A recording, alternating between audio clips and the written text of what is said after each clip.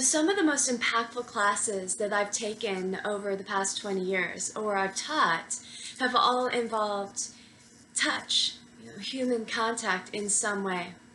Whether it was just, placing your hand on somebody's back or, somehow holding hands. These were the things that I walked away from feeling shifted or changed. So, I took that into a lot of my workshops, and anybody who's taken a workshop with me has probably had to touch their neighbor in some way. I'll ask you to maybe hug a stranger and, take down some of those barriers of separation. And, people at first are a little apprehensive, but once everybody's doing it, it kind of feels, okay, I can do this. This isn't weird. And it feels good. And it's not just yogis that have discovered how good it feels. In fact, there's tons of science behind how physical contact, in particular hugs, can create healing in the body. They say it lowers blood pressure and improves the immune system and white blood cell count. It can reduce stress and depression, and all of this from a simple hug. This is how imperative an important human contact is, in our lives. And, we know this. If somebody is hurting that you care about, the first thing that you want to do is place your hand on them in some way.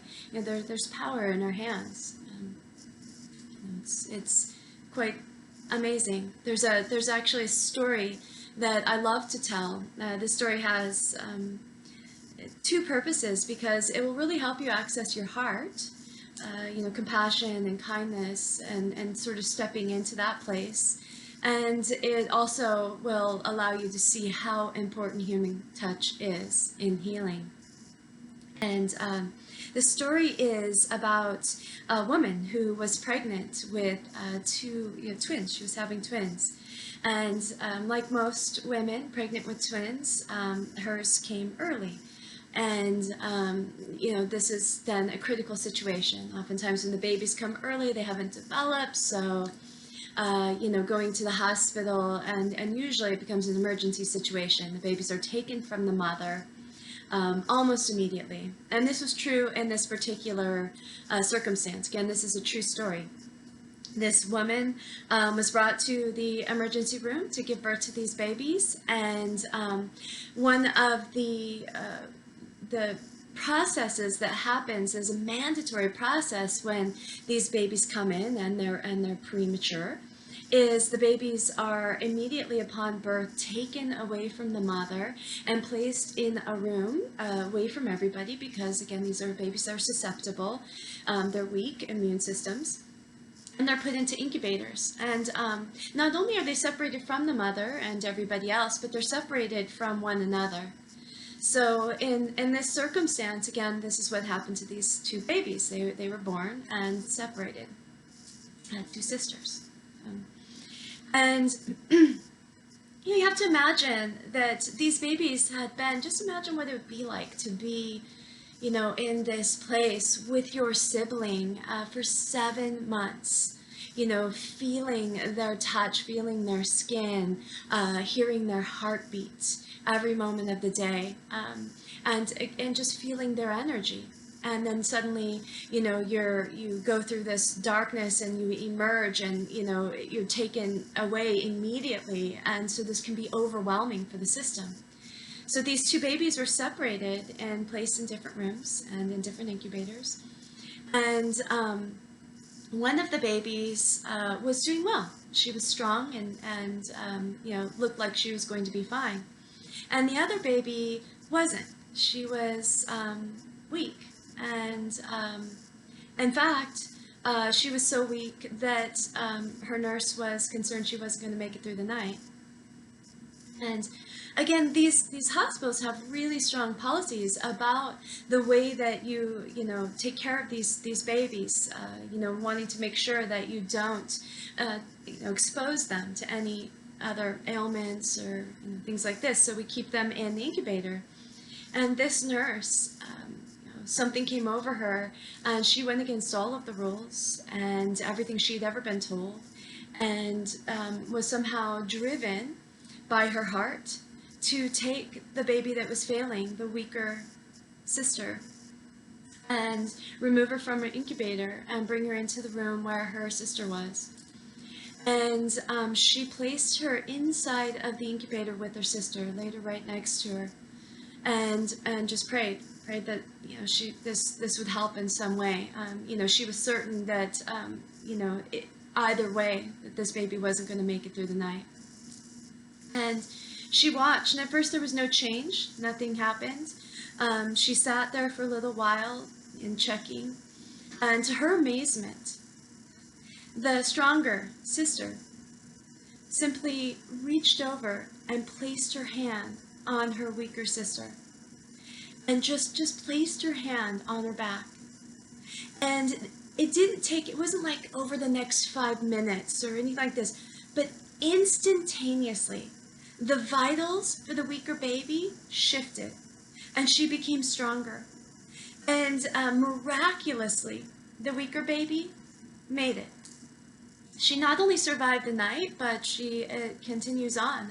She's a healthy toddler now, and she might even be like 4 or 5, and both sisters are healthy and strong.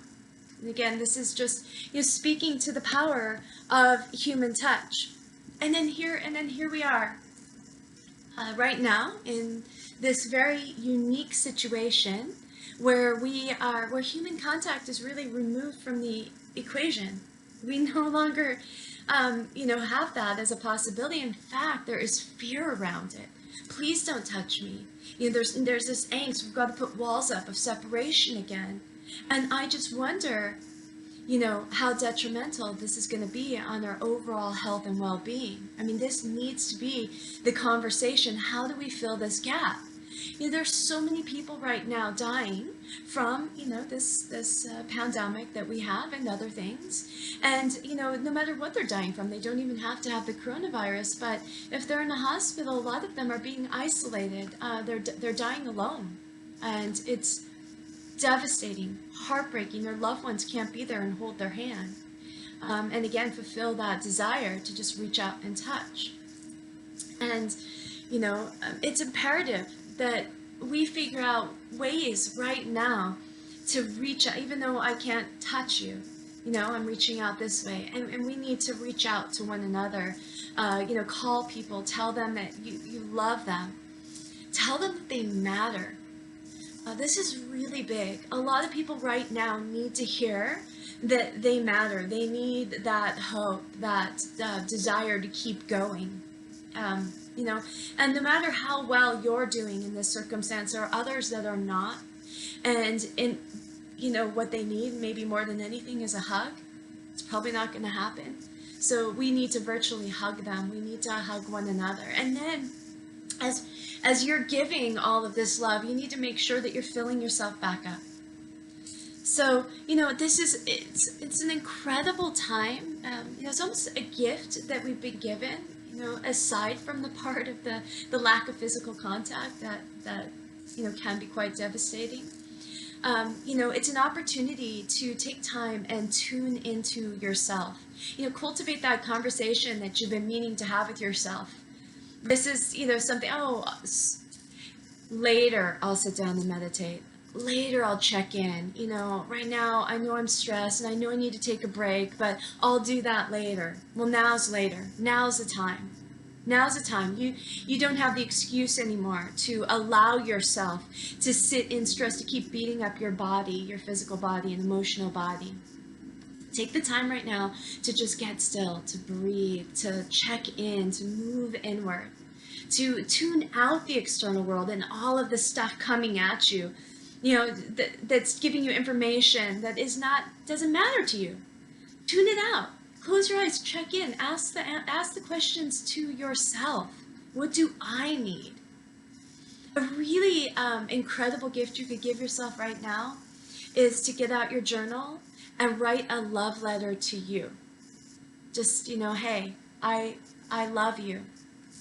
I need you to know how much you matter to me. That,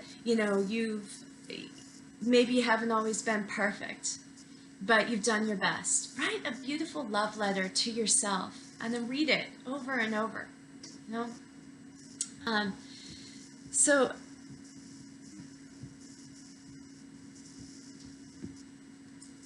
maybe again, maybe this pause in our lives is exactly what we needed. And maybe it's this opportunity to remember that your body is an incredible machine. And again, we can't just keep pushing it, keep looking to the external world and keep moving through it and ignoring what's happening in the body. Maybe if we look at this body as an incredible machine and we take time to check in, to give it tune-ups, to ask it what it needs, maybe it will run better for us. And so scan your body. Take time to scan your body. Look for places that might be experiencing congestion or stickiness or buildup. This is like stress that, holds on, fear that gets stuck in the body, the tension, that tightness in the chest, the tightness in the belly. Take that time to just check in. I mean, literally, you could do this in the space of 4 minutes, 3 minutes, to just close your eyes and just look for those places that are holding on.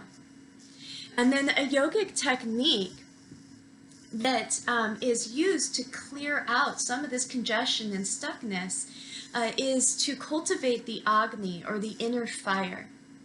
So, the subtle body, or energetic body, resides in the fascia. It's the connective tissues in the body. So this is why we tend to feel tension there, right, in the connective tissues, because that's where the congestion tends to reside. And when we can open that up, we allow that flow of energy to move through these places. It's like how an electrical system works, how energy moves along the electrical system, in your walls. The same thing is happening in the body, and this electrical system moves, reaching all the different parts of the body with your instructions. And, we need to make sure that there aren't any breakdowns on that path, or, again, congestion, blockages. So, in this energetic system in the body, there's major intersections, and some of you may have heard of, chakras. This is what they're called by the yogis. It's called chakras, and it's where all these little bundles of nerve endings meet. And, or if we think about it in an electrical system in your house, it's just like the box, the electrical box, where, you go in and you put in your, where you fix the electrical system. I don't know why, the junction box.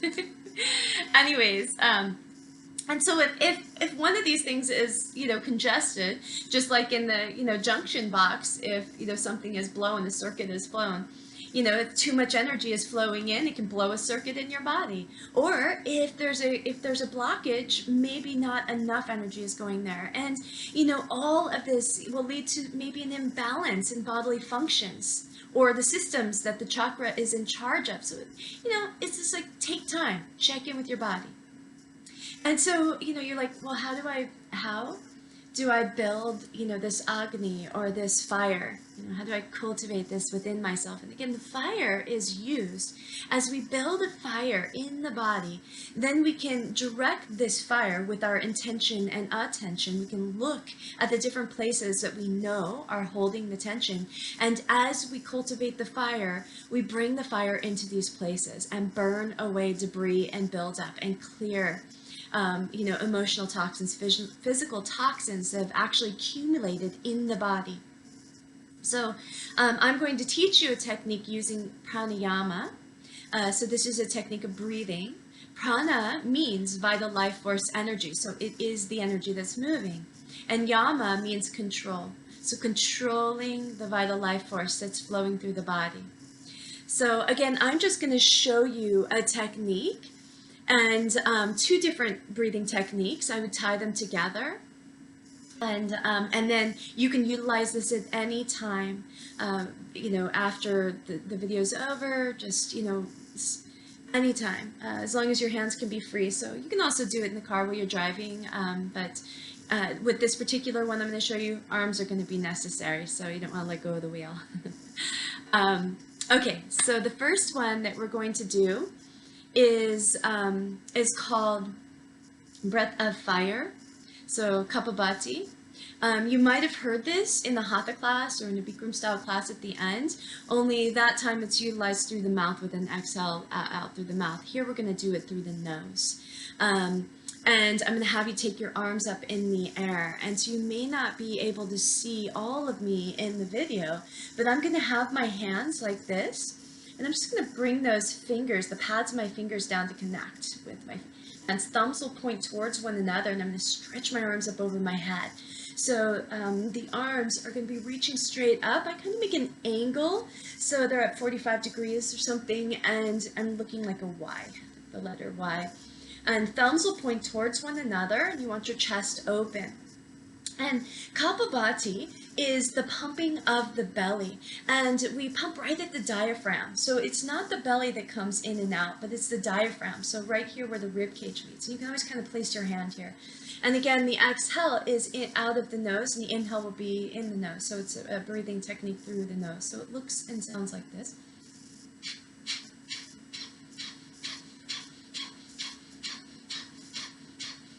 And you'll see my chest is kind of popping. And, you know, at first as you're learning this technique, you can go significantly slower than I am. You want to try to maybe do it for 30 seconds and then build up to maybe 2 minutes or 5 minutes. Just start with 30 seconds and see what happens. And it's okay to go again significantly slower, maybe just, you know, you're just trying to catch a rhythm. And if you can build a rhythm, you'll stick with it. And so again, I always take my arms up. I start with a cleansing breath. It's a big inhale through my nose. And then I open through my mouth and exhale.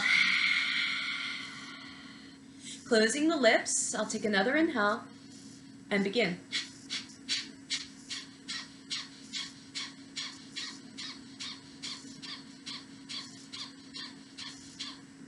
And then when I'm done with my 30 seconds or minute or 2 minutes, whatever you do, you'll finish by taking a big inhale. You'll hold the inhale and you'll bring your thumbs together to touch. You'll keep them up over your head, but the thumbs will come together up over the head while you're holding your breath. You'll try and hold it for about 10 seconds. You'll squeeze the breath all the way up to the crown of the head, maybe bringing your attention here to the space between your eyebrows. And then at the end of 10 seconds, you'll open up your mouth, you'll exhale and release your hands down, letting it go. And then after you've done that, I'm going to try and move my camera a little bit so you can see more of me for Bhastrika. So Bhastrika breath is a powerfully energizing breath, moving energy through the body. I usually do it in 3 sets of 15. Again, it's through the nose, so we're going to take the hands just like this, and again, the fingers just sort of fold over so the pads connect. And as you inhale, again, it's through the nose, and the arms come up all the way, and you'll reach up, and you'll spread your fingers out super wide. So my inhale is going to reach up, and exhale, I pull it down like this. So I'm going to go up again, exhale down, and I'll go faster.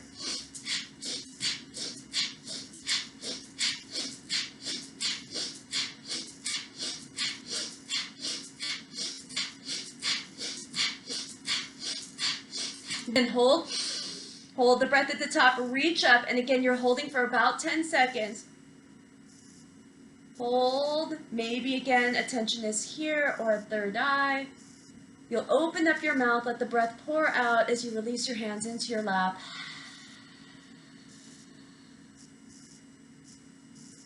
And you do 2 more sets of this.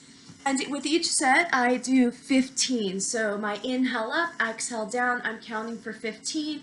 On the last one, I reach up and hold the breath with a big inhale, holding it, sometimes as long as I can. I want to feel a little bit dizzy, a little bit overwhelmed. We're saturating the whole body with prana. We want it to reach every part of the body, building it. So you'll hold it, and then you just open up the mouth, exhale, pour it out. And I wanted to also invite you, if some of this is really speaking to you right now, to a conversation I'm holding every Friday evening. It's an hour from 8 to 9. It's just a free conversation, and we're talking about the powers of fear and love and how those intertwine in the experience that we have of the world, and how if we're stuck in fear, how do we shift into love, and some of those tactics and tools. If you are interested in that, I'm going to place a link at the bottom of this video, or if you're on Instagram catching this video, then it's going to be up in my bio. So I would love to see you, and please know that you matter to me, and that I love you very much, and love is the truth, and namaste.